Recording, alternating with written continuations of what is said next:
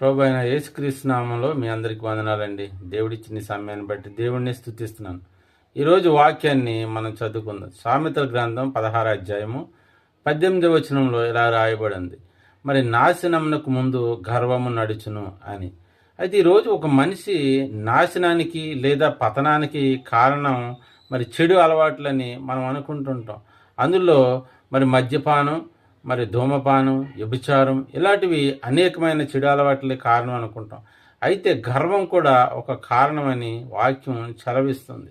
నిజంగా అలాగా కొంతమంది ఈరోజు డబ్బుని చూసి గర్వపడుతుంటారు, మరి అధికారం చూసి గర్వపడుతుంటారు, బలాన్ని చూసి గర్వపడుతుంటారు. కొంతమంది అయితే అవి ఏమీ లేనప్పుడు కూడా వారు గర్వంగా కనపడతారు, గర్వంగా మాట్లాడతారు. అలాగ మాట్లాడిన వారిని మరి దేవుడు కొంతమందిని శిక్షించడం మనం బైబిల్లో చూస్తాం.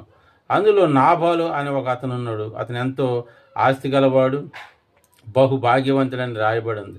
కానీ ఒకరోజు రాజైన దావీదు ఎవడు, యెషయా కుమారుడు ఎవడు అని గర్వంగా మాట్లాడడం ద్వారా దేవుడు అతన్ని ముత్తాడు. అప్పుడు ఆయన పురుగులు పడి చనిపోయాడు.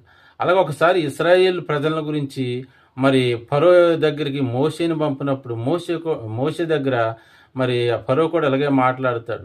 సృష్టికర్త అయిన దేవుడిని నేను ఎరగనన్నట్టు యెహోవా ఎవడు, యెహోవాని నేను ఎరగనన్నట్లు మాట్లాడినప్పుడు ఆ దేశం మీద 10 తెగుళ్ళు దేవుడు పంపించి మరి అందులో ప్రతి ఒక్క తొలిసూలు పెట్టిన పశువుల్లో కానీ మనుషుల్లో కానీ మరి దేవుడు నాశనం చేసినట్టు అక్కడ వాక్యం చెలవిస్తుంది.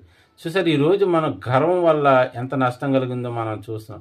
అందుకని సామెతల గ్రంథము 29:23లో ఎవని గర్వం వాడిని నాశనం చేసును, తగ్గించును, ఇగో వినయ మనసుకుడు ఘనత పొందినని వాక్యం చెలవిస్తుంది. ఈరోజు మనలో ఇటువంటి గర్వం ఉన్న తీసివేద్దాం, వినయంగా జీవిద్దాం, దేవుని చేత దీవెనలు పొందుదాం. దేవుడు తన మాటలు దీవించిన గాక.